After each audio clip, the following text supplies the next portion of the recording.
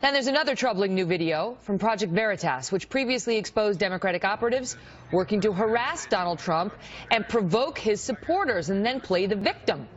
For days now, the Clinton campaign and party leaders have denied any direct link to the very dirty tricks described in the videos, which have led to 2 people being fired so far. Watch. I've tried to urge people to take those reports not at face value, and not just with a grain of salt, but maybe even a whole package of salt. I have no evidence and no knowledge of that. Mr. Kramer aside because he did not want to be the kind of distraction that he is even at this point. No one who was working for the DNC or the Clinton campaign was doing that. This is, again, an attempt by Donald Trump to distract from the real issues of this campaign. We don't need any salt. We don't need a grain. We don't need a pound. We don't need a package. The Democrats fired 2 people in those videos for their antics. So if we're supposed to take them with a grain of salt, why are they firing people?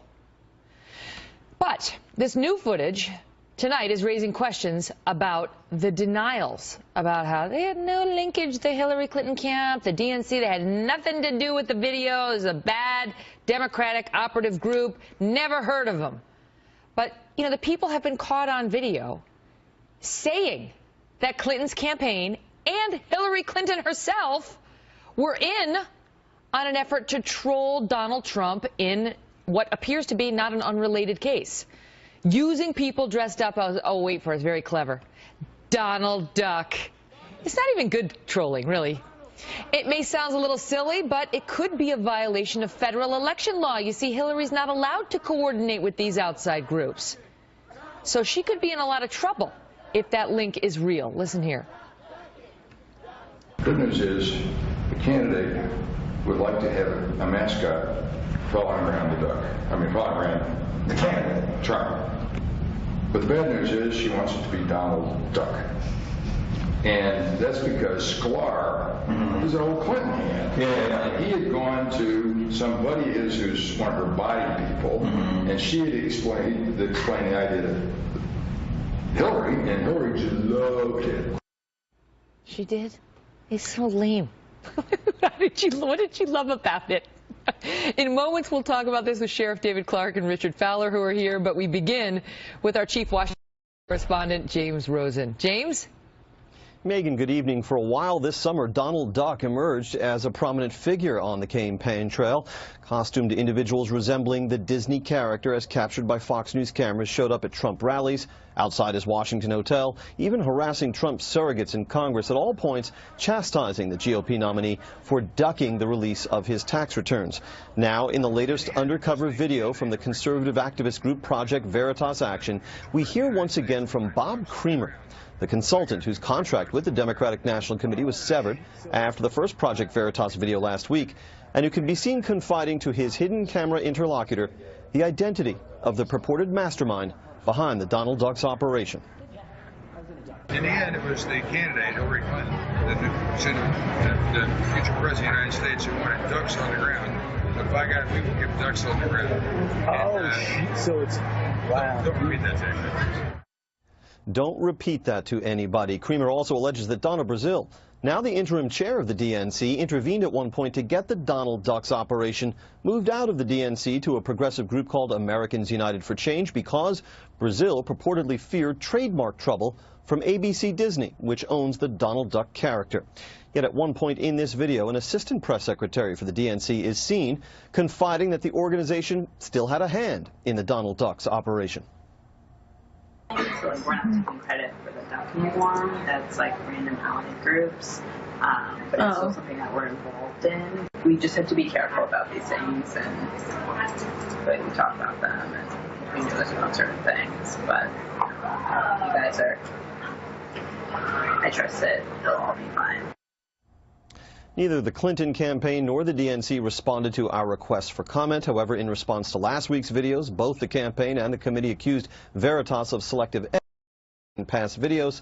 So perhaps, Megyn, not with a grain of salt, but for the health conscious among us, a multi-grain of salt. I feel like you need like a whole tequila rim full of salt, perhaps. Before I let you go, James, forgive me for putting you in the spot, but you heard the person in the video saying, you know, it's important. We have to be careful what we say. It's not we have to be careful about what we do to make sure we comply with the law. It's, you know, we don't want to be perceived as having broken the law.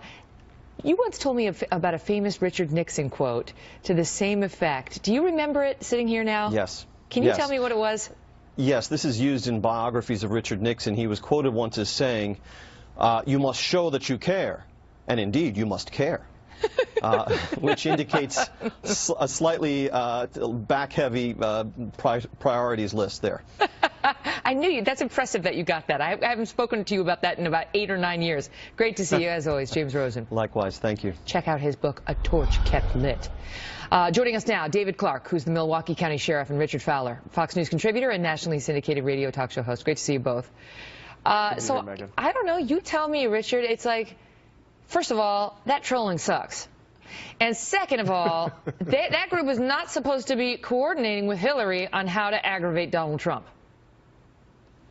Well, if it looks like a duck and it quacks like a duck, this time I got to tell you, I don't think it's a duck.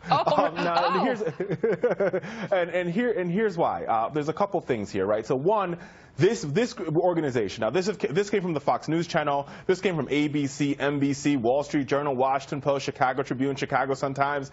Maybe I'd believe it. But this organization, as Mr. Rosen said in the lead into this, was a far-right activist group, right, who's known for doctoring videos. And also, Megyn, in 2015, right before Donald Trump launched his campaign, the Trump Foundation, which has its own problems, but they managed to scruffle together just $15,000 to give to this same group. So I find this group to be problematic, which is why I don't take these tapes at face value. There's no question that what's said in these tapes are murky. Sheriff Clarke, the thing is, Donald Trump may be giving $15,000 through his charity foundation to Project Veritas, but he didn't make Bob Kramer say these things, and he didn't make the other woman say what she said, and he certainly didn't make the Democrats fire 2 people in the wake of these tapes coming out.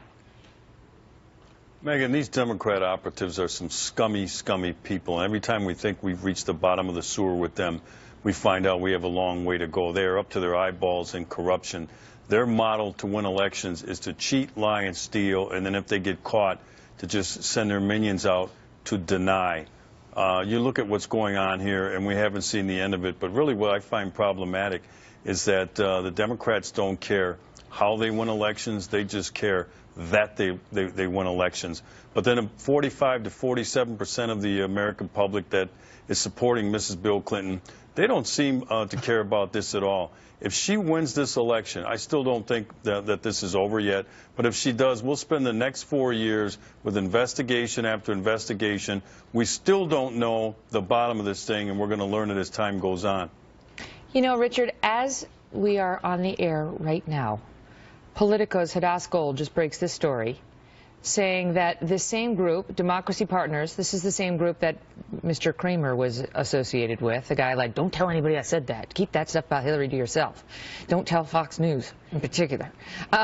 So that group, according to Politico, coordinated also with, get this, going to blow your mind now, Breitbart. Breitbart, which is a conservative, you know, they think it's alt-right, whatever, to hurt Marco Rubio. I'm just reading this now. They coordinated during the primaries to cover disruptions of events for candidates such as Marco Rubio. So you've got the groups on the left who dislike Rubio and the groups on the far right who dislike Rubio. And they didn't make Rubio go into robot mode when Chris Christie came after him. But the point is, these are dirty, dirty tricks, and this Democracy Partners should not have been coordinating with Hillary Clinton. She was not allowed to do that. Well, there's two points here. One, he says Hillary Clinton, Mr. Kramer does in those videos, but there's no emails, maybe WikiLeaks has it, who knows, that clearly connect Hillary Clinton to this group. Why would he want to lie about her? He's trying to protect her. He's like, don't tell anybody.